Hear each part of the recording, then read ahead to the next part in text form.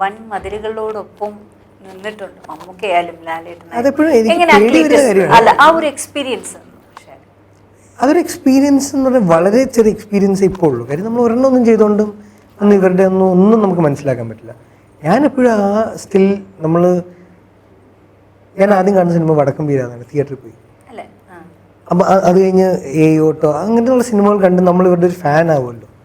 ഫാനായി കഴിഞ്ഞിട്ട് ഉള്ള അതേ അവസ്ഥയാണ് ഞാൻ സെറ്റിലിരിക്കുമ്പോൾ.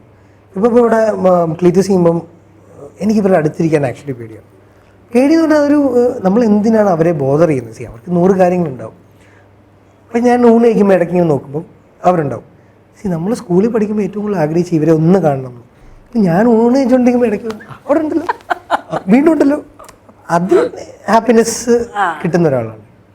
ലോകം ചെയ്യുമ്പോൾ ഞാൻ പെരിച്ചാഴി ചെയ്ത് ഒരു എക്സ്പീരിയൻസ് ഉള്ളതുകൊണ്ട് സാറിനോട് മീശ പിരിച്ച് ലുക്കുണ്ട്.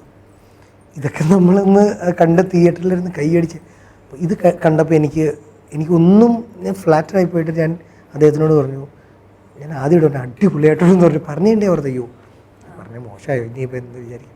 പക്ഷേ ഏറ്റവും വലിയ ക്വാളിറ്റി ഇവരുടെയൊക്കെയെന്ന് പറഞ്ഞാൽ ഇവരൊക്കെ ഇത്രയും വർഷം നിൽക്കുന്നത് ഇവരെല്ലാവർക്കും റിസീവ് ചെയ്യുന്നൊരു കഴിവുണ്ട്.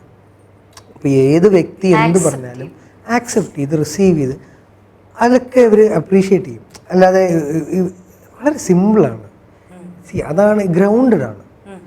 അതാണ് ഏറ്റവും വലിയ ക്വാളിറ്റി ഇവരുടെ. അപ്പോൾ അതാണ് എനിക്ക് ഈ 2 പടം ചെയ്തപ്പോൾ മനസ്സിലായത്.